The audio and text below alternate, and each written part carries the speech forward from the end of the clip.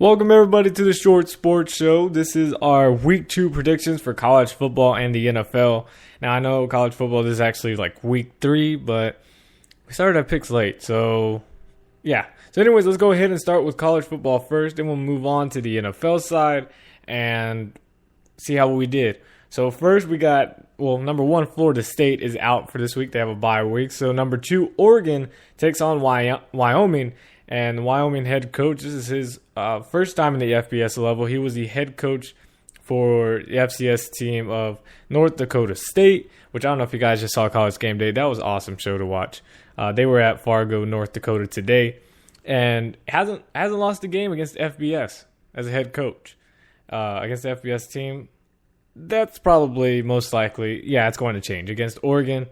Oregon gets this victory. I'm not going to say scores because I'm just off when it comes to scores. But Oregon does get the victory.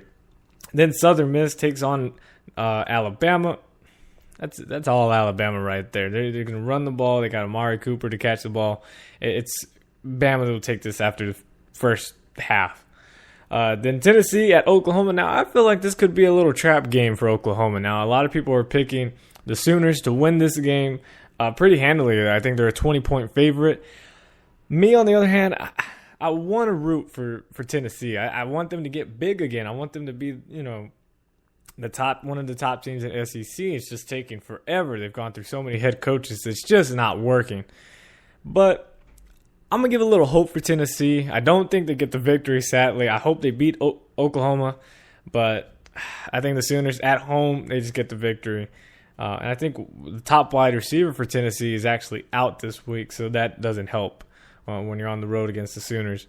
Then number 6, Georgia taking on South Carolina.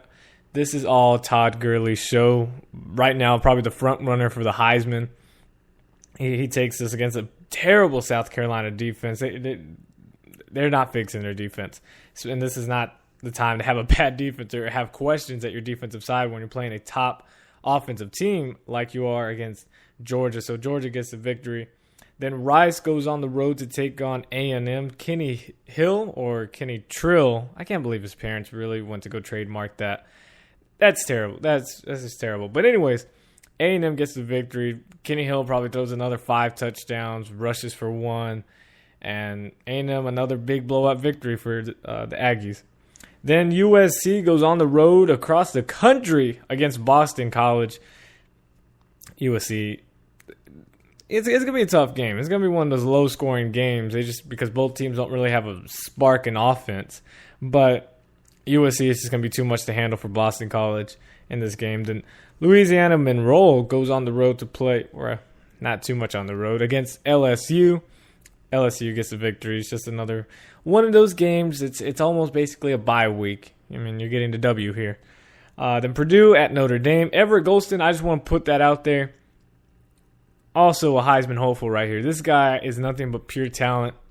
What he did his freshman year was no fluke. He's showing that even after a missed year of football, he stayed committed to Notre Dame. Notre Dame stayed committed to him. And he's showing everything he's got. And I'm saying 5 touchdown passes, Everett Golston. And Notre Dame, it's going to shock some people. They get the win over Purdue. Then UCLA takes on the Texas Longhorns at Jerry World in Cowboys Stadium, AT&T Stadium. UCLA, I know they have questions on their defense. This offense is just, what BYU did to Texas, this is going to be a lot worse for Texas. Now they're going against a UCLA team that has so much to prove because they've been dropping in the rankings because of very weak wins. They got if you take away those 3 touchdowns, defensive touchdowns against Virginia, then, you might be looking at already having a loss there because they only won by 7 points. Then they played Memphis at home. Offense was awesome. Scored, 40 points? Defensively, they gave up 30-something to a Memphis team. It's UCLA, if they show their offense like they have been, like they did last week against Memphis, which Texas defense isn't much better, they just got to be able to stop Texas offense. If they can stop the running game, force them to pass, get Tyron Swoops to actually pass the ball, you're going to have an effective day because he's not going to throw the ball that well. UCLA gets the victory. Louisiana Lafayette on the road against Ole Miss. Bo Wallace. Don't need to say anything more. Ole Miss gets the victory. Army at Stanford. Got a rebound against USC. Stanford gets the W. Arizona State on the road at Colorado. Now, I'm a huge fan of Colorado. I love the university. I love the stadium. I love the tradition. Arizona State's offense is just too talented against a really subpar Colorado team. So, Arizona State. Eastern Carolina at Virginia Tech. This game's actually happening right now. I've done the show late. Sorry about that. But Virginia Tech gets the W. Then UCF at Missouri. Missouri, Matty Monk. Offense. Missouri's got it. Louisville at Virginia. Now, I know Louisville's actually the ranked team here, but I'm going to say Virginia. That defense is really good. I think it's really underrated. No one's really talking about them. Virginia gets the victory at home. And then Kent State at Ohio State. Buckeyes got lucky here.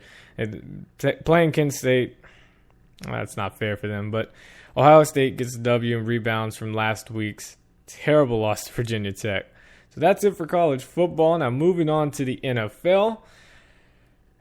You know, with Monday night, the Chargers, my team, the San Diego Chargers, it was bad. It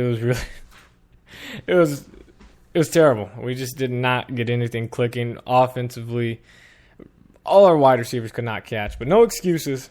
Played a really good Arizona team, but I think Chargers beat themselves. They had so many opportunities to get the W. Didn't happen. So what did they have the next week?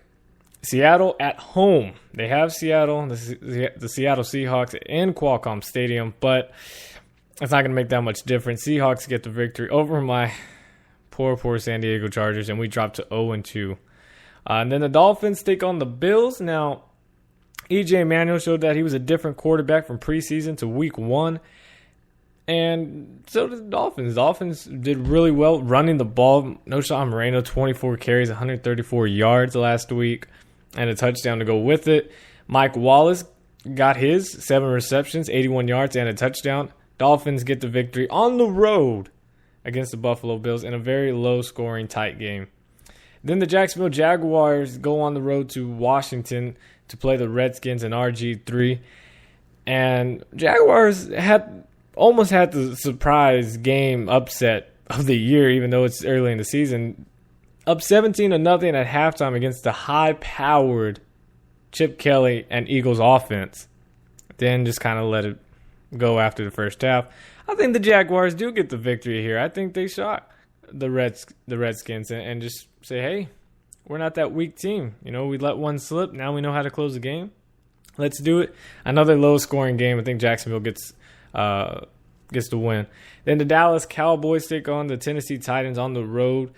Tony Romo, 1 touchdown, 3 interceptions to start off the year. Not good. DeMarco Murray did have 22 carries, 118 yards, and a touchdown. Awesome. But your leading receiver has 1 reception for 56 yards. Not good. That offense has to get going. But when you're playing the Titans defense that has just shown up this last week, I mean, they forced Alex Smith, who just got a brand new contract, had the least amount of interceptions in any starting quarterback, you know, starting at basically every game. And you forced him to throw 3 interceptions in the first game.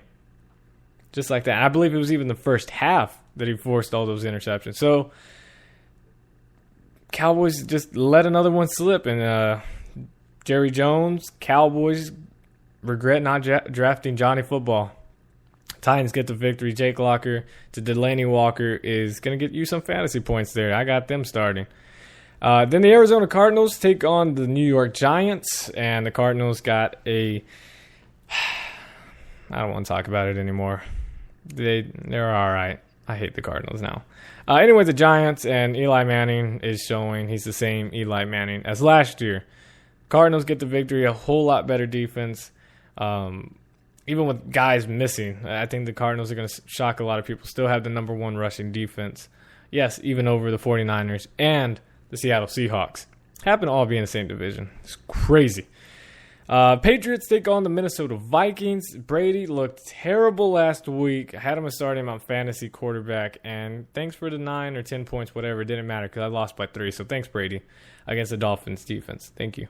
They take on the Minnesota Vikings, who will not have, a guy named Adrian Peterson. I think he almost ran for 2,000 yards a few seasons ago. But, yeah, not going to have him after this huge thing that's going on with him and the son.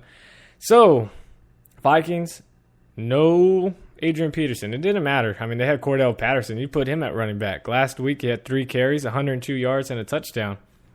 I think that's all right. But anyways, I think the Patriots do get the victory here and bounce back from last week. And the Vikings, I think they're going to be okay. I'm not saying it's going to be a blowout. I think they have New England as 6.5-point favorite. I think it's somewhere along the lines. I think actually the Patriots probably win by 10 or 14. But Gronkowski looking good out there. Looking good. New Orleans Saints take on the Cleveland Browns without Johnny Manziel. What was going on? Last week they said Manziel will get some plays here and there. Didn't appear in one snap. And probably in the first half, if they put him in there, it could have sparked something. But Hoyer did come back after a terrible first half. He was 19 of 31, 230 yards and a touchdown. Ben Tate out for 4 to 6 weeks. So you look to Terrence West, who had 16 carries, 100 yards, and no touchdowns, or Isaiah Crowell. I think it's still a talented backfield with them. Rookie in West, rookie in both of them.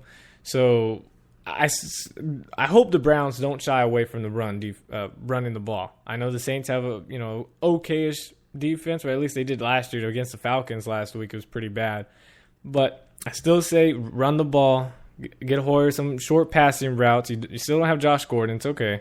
You got Hawkins, who was pretty good, 8 receptions, 87 yards. So shorter routes and just run the ball, play action. See what that could do. Hopefully you fool the Saints defense, but Drew Brees is going to just probably tear up the Browns defense. Saints get the victory. Falcons at the Bengals. I'm going to go with my boy Andy Dalton from TCU, who also played Minnesota. I'm getting TCU that victory, just saying. AJ Green, 6 receptions, 131 yards last week and a touchdown. I think they do it again against the Falcons defense that didn't look good against Drew Brees' offense and the passing offense and that. I think Dalton can do the same, throwing the ball to AJ Green and spreading the ball around. Bernard will get some carries. I think Bengals get this one at home against the Falcons. Lions at the Panthers. Now, Derek Anderson will be back on the bench. You got Cam Newton going in there. Kelvin Benjamin, a lot of people said that was a terrible first-round pick for them. He did pretty good, 6 receptions, 92 yards, and a touchdown. Don't know if he won Rookie of the Week, but was a nominee for that. So I think it was a pretty good pick for them. Cam Newton gets back in there. Lions offense is going to be crazy. Stafford passed for 346 yards and 2 touchdowns last week. And a guy named Calvin Johnson had 7 receptions, 164 yards, and 2 touchdowns. So if the Panthers defense can lock down like they were last year, I know there's some guys that left. And I think Greg Hardy is supposed to play. I know he's suiting up for the game. Whether he gets some playing time, I do not know. But if he does, it should make it, help him out against a really talented, again, Lions offense. So it's a tough one. It's all off the top of the head, guys. I'm going to go Panthers. I think they shock them. I think they shock some people. At home, everybody's excited to see Cam Newton. I got Panthers going on this one. Rams at the Buccaneers. This is probably going to be the most boring game that there's going to be this week. Actually, I lied. Texans and Raiders are going at it. Rams, Buccaneers. Buccaneers. I don't even want to pick this game. I don't even want to talk about it. It's that bad. Buccaneers get the victory. Texans, Raiders. Derek Carr. Actually, that's actually going to be a little bit better game than the Rams and Buccaneers. Derek Carr, I think he throws some bombs here. I think last week he only had 151 yards. I think he actually throws, let's say, close to 300 yards against the Texans defense. Yep. I don't think he's that scared, or actually he's probably scared of J.J. Watt. But against that secondary, I think he throws. Just throw away from DJ Swearinger. You're going to have a receiver killed out there. Throw it away out to the left side, and Raiders will be all fine. I think Raiders get the victory at home against a not-so-good-looking Texans. Jets at the Packers. Aaron Rodgers bounces back from last week. I know Geno Smith's 23 of 28. Awesome completion record, 221 yards. Did take some sacks, though. Chris Ivory, 10 carries, 102 yards, and a touchdown. And Chris Johnson also had a touchdown. So you got a good backfield right there to rely on. I think it'll be interesting. Packers are 8-point favorite, but Packers get the victory. Probably, by 10 points, so around the same line. Then later on, we'll go into the later games. It's the Chiefs at the Broncos. And all you got to say is Manning to Thomas. It doesn't matter which Thomas you're talking about, Demaryius Thomas or Julius Thomas. Both of them are going to get touchdowns. Both of them are going to get a ton of yards. And Broncos defense actually looks like an actual defense out there. Broncos get the victory. I'm staying by 3 touchdowns. Chiefs drop to 0-2. A little bit of panic in Kansas City. And then Sunday night on NBC, it is the Chicago Bears taking on the San Francisco 49ers in a brand new stadium. I'm going Colin Kaepernick. Gets about 4 total touchdowns. I think he gets 1 rushing, 3 passing. Carlos Hyde, I think he also breaks out against a terrible Bears defense. 49ers, big, I'm saying, by 20 points, they beat the Chicago Bears. Eagles at the Indianapolis Colts Monday night on ESPN. Only one game this week on Monday night, that's where it should be. Nick Foles, 322 yards, 2 touchdowns last week. LaShawn McCoy, 21 carries, 74 yards, and no touchdowns. Running backs were terrible last week for fantasy football. Jamal Charles, he only had, 19 rushing yards? That's ridiculous. Andrew Luck, 370 yards, 2 touchdowns last week against the Broncos. I'm going to say Indianapolis Colts get the victory by, let's say, 7 points. And that's it. Week 2 is in the books. If you guys want to play along, put it in the comment section, put your picks in, and each week we'll go through. It's got the most towards the end of the season. You might just win something. But other than that, guys, I will see you guys next Monday morning. Short Sports Show. If you're listening on iHeartRadio, Spreaker.com, or on iTunes, make sure you guys give it a like and share it with all your friends and family. Become a fan on Facebook, The Short Sports Show. Links are in the description. And I will see you guys next Monday morning. As always, God first, God bless, and enjoy some college football today and NFL tomorrow. I'm out. See you guys Monday.